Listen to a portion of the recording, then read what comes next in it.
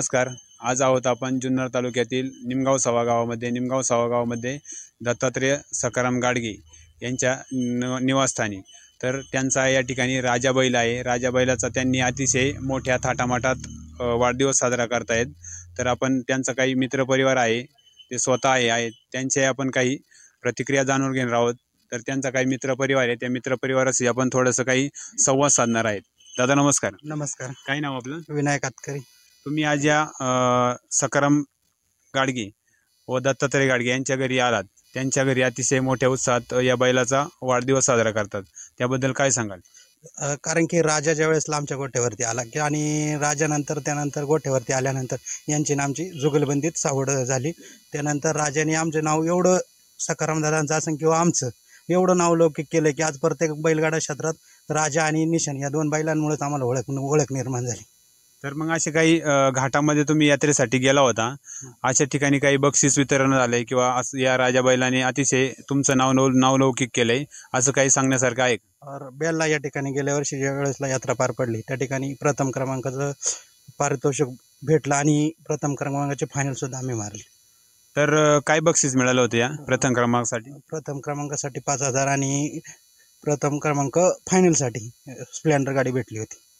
अजून कुठल्या अशा यात्रा आहेत का बुवा त्या या बैलाने राजा बैलाने तुमचं नावलौकिक केलंय? शिरवली बुद्रुक असेल किंवा गांजेवाडी आता कवठेमा या ठिकाणी झाले, त्या ठिकाणी सुद्धा प्रथम क्रमांकाचा अगदी राजानी आणि निशांनी ज्यावेळेस दोन्ही बैल येतील किंवा डायमंड असेल प्रथम क्रमांकात बारी आमची फिक्स असते. दादा नमस्ते. नमस्ते. काय नाव आपलं? दत्ता सखाराम गाडगे. तर या राजा बैलाचा आज तुम्ही अतिशय मोठ्या प्रमाणात वाढदिवस साजरा करतायत. अतिशय मोठ्या प्रमाणे तुम्ही वाढदिवस केक कापून त्याचा वाढदिवस साजरा करणार आहोत. या ठिकाणी तुम्ही अतिशय उत्कृष्ट पद्धतीने बऱ्याच मित्रपरिवारासाठी जेवणाचा कार्यक्रम ठेवलेला आहे. मग या बैलाबद्दल तुम्ही आता काही सांगू शकता? बैलाचं असं गुण आहेत का आम्ही घेताना इथं फटार भागात घेतला तेवढ्याला बैल लय वंगाळ होता. त्यांच्या काही बाऱ्या पहिल्याच झाल्या नाही कधीच. आम्ही आला आमच्या पहिल्याच घाटात बारी आम्ही 1 नंबरला झाली. अनेक ठिकाणी बैलांनी फायनली काढल्या, 40 घाट बैलांनी काढली. कुठे नेला तर अजून बैल त्याला कधी पुरला नाही. पाठण लावायचा आयुष्य कधीच नाही. असं कुठल्या गावामध्ये या बैलाने तुमचं नाव लौकिक केलं? प्रत्येक गावामध्ये गेलं तर बारी होतीच आणि प्रत्येक ठिकाणी बैलाचं रेकॉर्ड आहे का कधीच अजून बैलांनी बैल पुरून दिला नाही.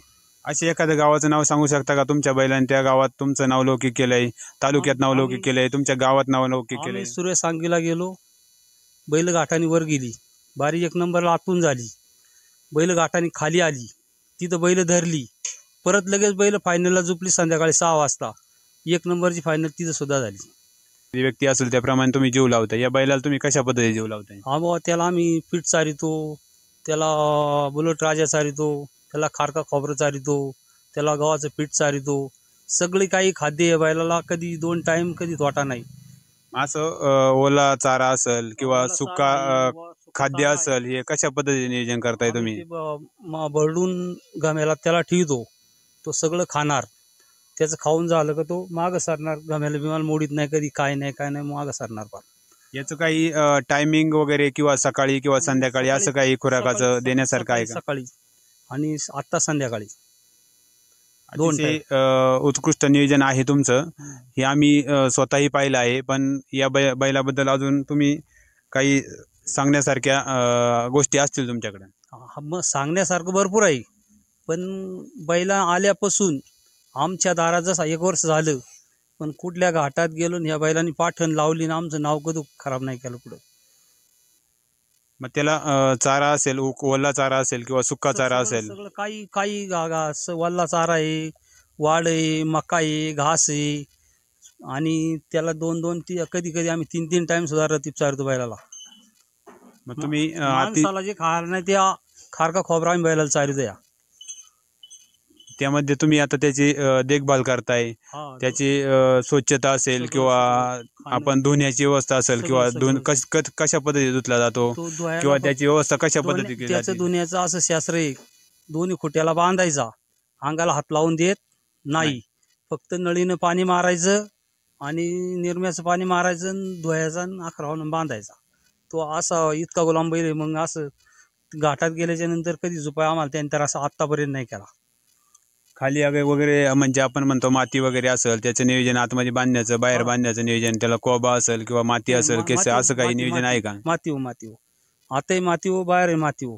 कोब्या बैल बांधला तर गुडघं जातात, बैल पळत नाही. आमचं असं बैलांचं म्हणजे गायांना हाय कोबा, पण बैलाला कधी कोबा नाही बांधला आम्ही. तुमच्याकडे अजूनही इतर बारीक काही बैल आहेत, घोडी असेल? घोडी आहे, बैल आहेत. हा एक गोरा घरच्या गायचा आहे. तो गोरा आता 8-10 दिवस झाला आम्ही गुळजवाडीत घेतला. म्हणजे हे 2 गोरं गोड्या आम्ही देवगावला घेतलं होतं. गोडही चांगलं आहे. धन्यवाद. चांगल्या पद्धतीची प्रतिक्रिया आपल्याला दिली आहे. त्यांनी अतिशय मोठ्या पद्धतीनं नियोजन केलेलं आहे आणि नियोजनाचा वाढदिवस सुद्धा साजरा करणार आहेत. तर अजूनही काही त्यांचा मित्रपरिवार आहे, त्यांच्याशी आपण चर्चा करणार आहोत किंवा संवाद साधणार आहोत. दादा नमस्कार. नमस्कार. कशा पद्धतीचं या बैलाचा तुम्ही आज वाढदिवस साजरा करताय? कशा पद्धतीने नियोजन केलंय? नियोजन चांगलं, अतिशय चांगल्या प्रकारचं केलेलं आहे.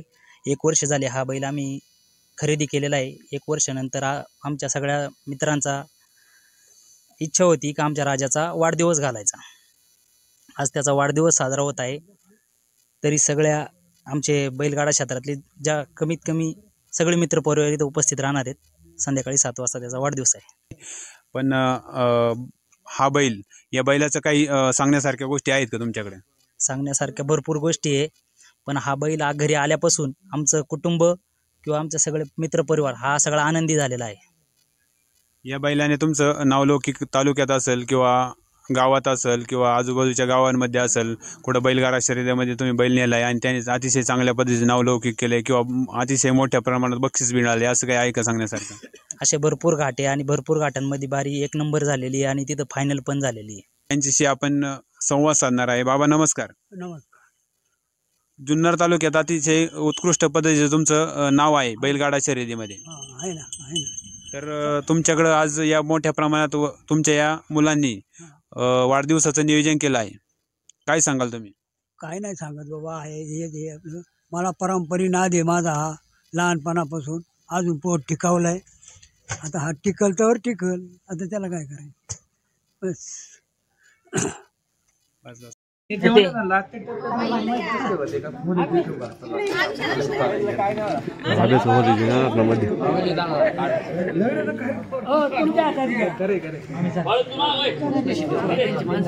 birthday